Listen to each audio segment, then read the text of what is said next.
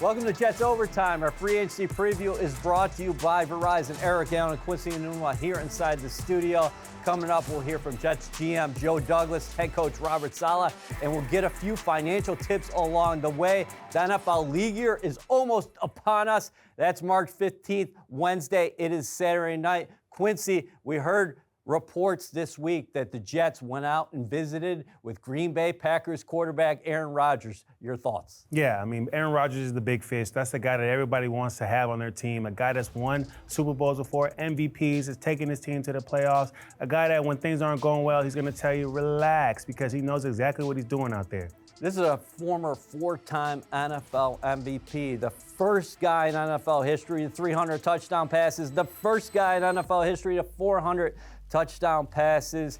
Why do you think the Jets are an attractive destination for him to start a second chapter of his career? I mean, I think it's obvious for him. You know, you've got the Offensive Rookie of the Year. You've got the Defensive Rookie of the Year. You've got a shining star in Quincy Williams on the D-line. You've got a guy in an offensive line in AVT that can play all over the O-line. So it's just so many weapons for him, so many different things that's going to go well for him as long as he knows that these guys are going to help him win. All right, a lot of things would have to be worked out for a trade to be completed. With that being said, where do you pivot if it's not Rodgers? Because the Jets definitely want to get a veteran quarterback in here. Yeah, definitely. I think, you know, one of the guys that would have been a possibility was Derek Carr, but now he's going to the Saints. So who do you go to next? Lamar Jackson is a guy that's a dynamic player, a guy that's going to cost you 2 first-round picks. So is that where you want to go? The other guy might be Jimmy Garoppolo. Both those guys are talented. Both those guys can do enough to make you get to the playoffs, but they also have some injury concerns. So it's a challenging thing. Where do you go?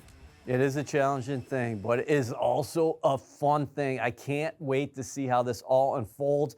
For more on the Jets' free agency approach, here's Robert Saleh. You guys probably should ask Joe that question, unless you didn't, if you did, but judicious, I guess. You know, there's certain places where we need to improve on, and, you know, but obviously the draft is going to give us some of those opportunities too, the quarterback position like we talked about, and but as far as defense is making sure that we can see if we can run it back with the guys we have, and then offensively see if we can be judicious in our approach.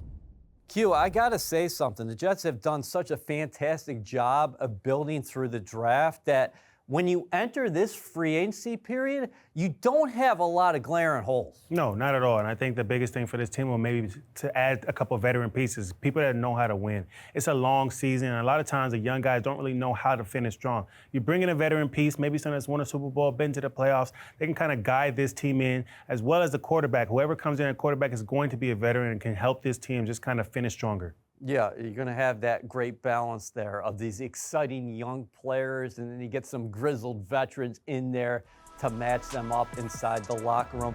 We're off and running here on our Jets free agency preview presented by Verizon. After the break, Ethan Greenberg sits down with the Jets football architect, Joe Douglas. This show is presented by Verizon, the network America relies on and the official 5G network of the NFL. Love the way we play, man. Love the way we fight. When the fourth quarter comes, that's when we really come out alive. A point after away from taking the lead with 22 seconds to go. A miracle here in Cleveland. I can't believe it. I think they're very close. I mean, you can look at when they were healthy, you know, and everybody can even say, gosh, they were only a quarterback away. I would argue and say that they were health away from making the playoffs last year.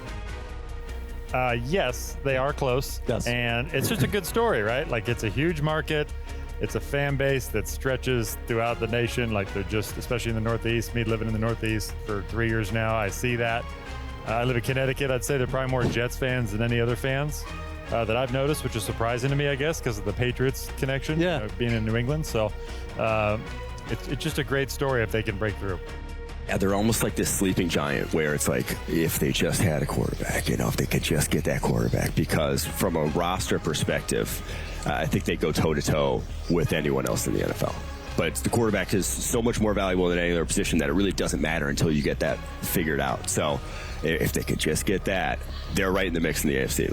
Like that's why I said, trade pick 13 for Aaron Rodgers, because if you get a guy who maybe he's taken a step down a bit, but he's still a top 10 quarterback in the NFL, you put a top 10 quarterback with this roster, they are a top 3 team in the AFC in my mind.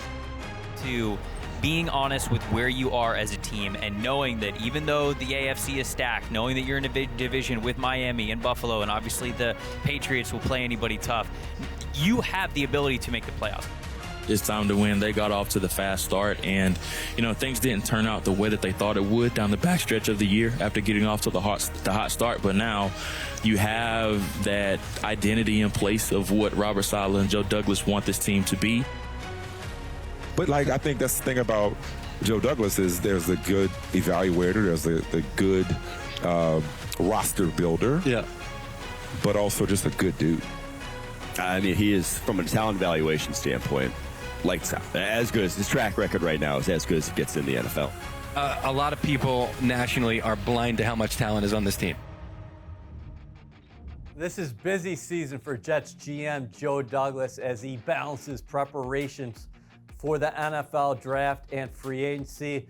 Last week in Indianapolis, he met with a number of reporters, but our own Ethan Greenberg sat down with him for this exclusive one-on-one. Joe, let's just start with this. Is an interesting time of year at the Combine because you're balancing the draft, you're balancing free agency. So as a general manager, what is the most beneficial part of this Combine week for you?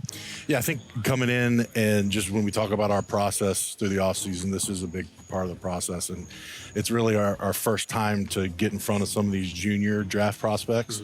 That weren't able to go to any All-Star games in January. So get in front of them for the first time, get to know them a little bit, just a little brief snapshot meeting with them, and then also get with agents.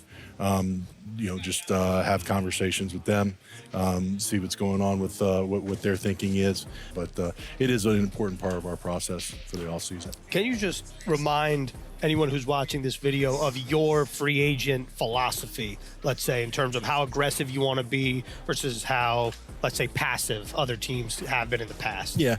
Well, I think the first thing to do is I say it every year after the season's over, like our most important meeting is getting with our coaching staff and going over our own team. And we go through our depth chart with a fine-tooth comb, and we talk about the guys that are on the team for the next year. We talk about the guys that are on expiring deals. We determine, okay, what are really the needs that we need to attack, and then our coaches and scouts go to work, and they really set the landscape of the best players available. So in terms of the philosophy, it's just right player, right price, and so we're gonna have our positions that we're looking at, we're gonna have our players that we're looking at, but we're always gonna have a pivot so that if a player exceeds a price, okay, what's our pivot? And if a player decides to go elsewhere, okay, what's our pivot? So I feel like we've been that's one of the things we've done well in free agency is we've been able to pivot and get some pretty good players based off those changes. And then in terms of the draft, just what are your early impressions of this class as a whole? Like what strikes you as potential strong suits of the class? Yeah, I think there are some strong suits in this class. I think if you look, I think at the tight end position specifically, I feel like this was one of the better tight end drafts in the last few years. I think you could say that some of the better receiving options in this draft class could be tight ends, which you couldn't say that in a few years. So how that process plays out, how the tight ends work out and come off the board, that's going to be interesting. Feel like it's a solid offensive line group. Feel like there's really good depth at running back. And there's some players that can be impact players early for teams. So you look around the draft board, it's a really good, solid draft. Always great to hear from Jets GM Joe Douglas. Now let's go inside the film room. We're powered by Microsoft Surface. Quincy Williams, he was a waiver find from Joe Douglas. So give this organization a lot of credit to his development. It's going to be interesting to see what happens for him out there in the market. Definitely, and this guy was a spark plug. Him and Quan Alexander made some big plays, and this is one of those big plays. You're going to see him right here on the other side of the ball, but he's watching Aaron Jones. He's got his eyes on Aaron Jones. He knows wherever he goes, I got to follow. So this is a great play. You're going to see him. Aaron Jones goes right, and he's following him. Now, normally, he would get blocked right here, right? This is what's supposed to happen. He should be blocked. But he does a great job. You talk about bend, you talk about athleticism. Swoop, right underneath, and Aaron Jones doesn't even know what to do. He gets smacked. And then not even just get hit, but also the drive. A lot of times you'll see a guy get hit and he'll get stood up. This guy knows how to drive his hips, drive his feet, and bring the guy to the ground. It's just a great play overall. I want to show it just one more time, just to see it in full speed. Great eyes, great bend, great strength. Good breakdown, Q. The Jets' defense should continue to be a strength in 2023. While no trade can become official until Wednesday when the new league year begins, NFL Network reported Thursday that the Jets had agreed on a deal with Baltimore that will bring Chuck Clark up I-95. The sixth-round pick of the Ravens in 2017, Clark totaled 101 tackles last season and has 32 career PDs and 5 interceptions. Clark is known for his versatility and will be a welcomed addition in the defensive backfield. ESPN insider Adam Schefter also reported the Green and White will release Braxton Berrios at the start of the league year.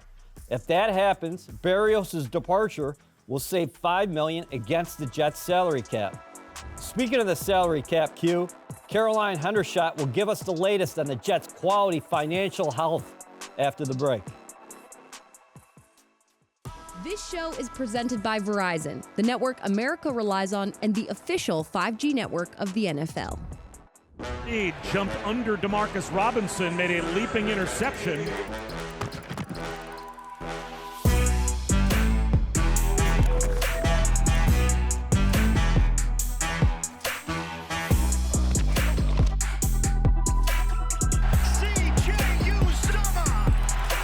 Jets are on the board.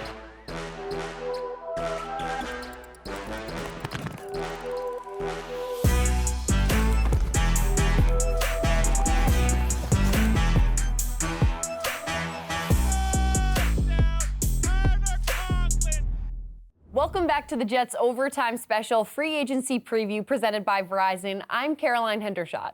Last spring, Jets GM Joe Douglas used free agency to sign an under-the-radar cornerback, bolster his offensive line, overhaul the tight end position, and pick up a kicker.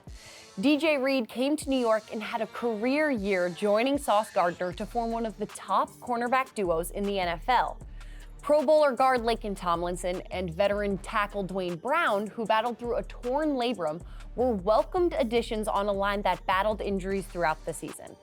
Tyler Conklin and CJ Uzomah helped the tight ends combine for 80 receptions, the position's most in a regular season since 1995. And Greg Zuerlein provided pop with his leg, hitting on 81.1% of his field goal attempts, including 6 of 11 from 50-plus yards. What's on tap for Joe Douglas this March? We'll soon find out. Brad Spielberger from Pro Football Focus joins us now to analyze the Jets cap situation for 2023. Now, Brad, how would you describe the Jets salary cap situation heading into the league year? I think they're in a great spot, and I think it goes back to the beginning of the Joe Douglas era, structuring contracts in a way that when they had a ton of cap space, they didn't use that, in an irresponsible manner. Look at guys like Corey Davis, guys like Carl Lawson. If they want to make moves there, there's not a lot of dead cap or financial penalty. So there's a lot of flexibility there, a lot of things they can do. They've done well managing the cap in New York. So you take all of these aspects into account. How would you rate the Jets going into the 2023 season and beyond? Like I said, I think it is a multi-year thing, and you establish precedents. They've done a lot of things that set themselves up well going forward. So I'd say about middle of the pack. When you have a rookie contract quarterback and you still do have some cap maneuverability, not always a great sign, but there's a lot of flexibility, and a lot of these contracts wouldn't leave them with these major sunk costs. So, top 15 or so in cap space, if you want to say, or cap flexibility, they're in a pretty good spot.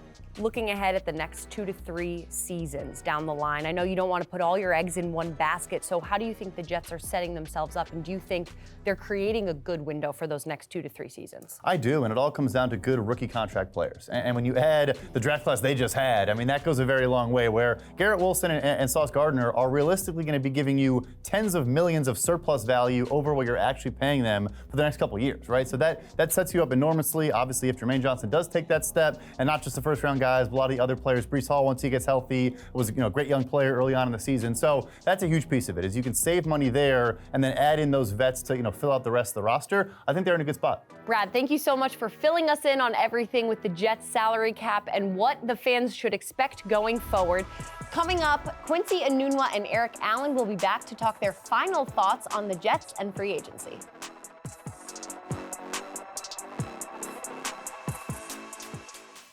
There's nothing like Jets game day at MetLife Stadium. Lock in your 2023 season tickets to catch every big moment next season and secure the best seats, lowest prices, and most exclusive benefits. Visit nyjets.com/season tickets to learn more. It happens here. Welcome back to our Jets Overtime Free Agency Special. We are presented by Verizon. Eric Allen with Quincy Newton. We know the Jets continue their search for a veteran quarterback, but let me ask you about Jets with expiring contracts. Who do you think is going to receive the most interest on the market? Oh, that's a good question. I think it would have to be probably somebody like Quincy Williams, a guy that made a lot of noise, a guy that really got comfortable in this Jets defense and was making the plays that the Jets needed to see. A spark plug guy, a guy that brings a lot of energy, excitement. Teams want that, not just on defense, but if you could put him in on special teams at times, that's a guy that's going to help you make the plays that you need to make in order to make it to the playoffs. What do you make of what I'd like to call the pivot position, the center position? Because Connor McGovern, he has an expiring contract as well, so he could hit the market, and the Jets would have to quickly make a move there. Yeah, I mean, that was a guy that had a little bit more consistency than the rest of the O-line. There was a lot of shuffling around, so for that guy to have stayed in there and made the plays, or helped make the plays that the Jets needed, that's a guy that you want to keep on the team. Who knows what the Jets will do there, but that's a good guy to keep on the team, an older guy, a veteran presence that can help lead the way. So, listen, McGovern's out there. Ethan Pozick is a guy who played with the Cleveland Browns, did a lot of nice things, and there was also the draft. So we'll have to see what Joe Douglas has in store. He definitely has a plan. Have you ever thought about being a GM yourself? That's way too much work for me. I think I enjoy being a player. I enjoy being an analyst. GM is... Yeah, but we're going to ask you to play GM right now. Let's do it. Fantasy free agency, Quincy Newton style. Give me a couple players who you'd like to put on this roster. So let's do it. So I think one of the first guys I would put on would be Jason Kelce. Now, financially, who knows what they can do there, but I think you're bringing in a guy that's been to multiple Super Bowls, a guy that knows how to finish. And one of the biggest things that the Jets needed to do this past year was finish. And a lot of times that has to do with bringing a veteran presence. 2015, we had a lot of veterans on the team. Unfortunately, we didn't finish, but we didn't have the same pieces that the Jets have now. Not only do they have great young players, but if they can bring in some great veteran players, they can really put it all together and make it to exactly where they want to get to.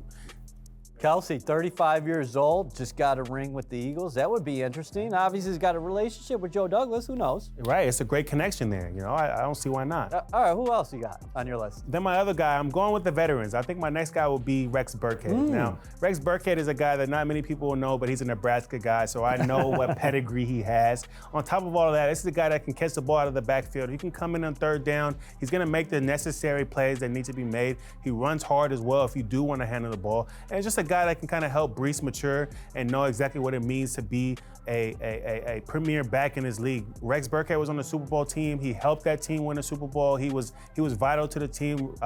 Tom Brady knew that he could dump it off to him, and that guy would make the plays. So I think if Breece Hall learns from a guy like that, that's a great addition. How about the former receiver going on the offensive side of the ball for a pair of selections? What about the defensive side of the ball? You got anybody? Yeah, so I got one guy, Jesse Bates. The Jets played him this past year. The guy had four interceptions this past year. That was the most he's had in his career. A guy that's been in the top 100 of NFL players. So this is a guy you want on your team that can go out there and play do a great job.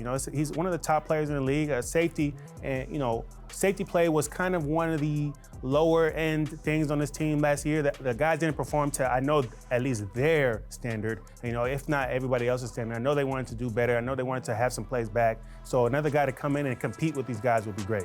Q, unfortunately, that's all we have time for on our Jets Overtime Free Agency Special presented by Verizon. The NFL League Year, set your clock. That begins Wednesday, 4 o'clock. We will be back here March 18th. 1JD Films presents a special installment of Die Hard. Have a great night.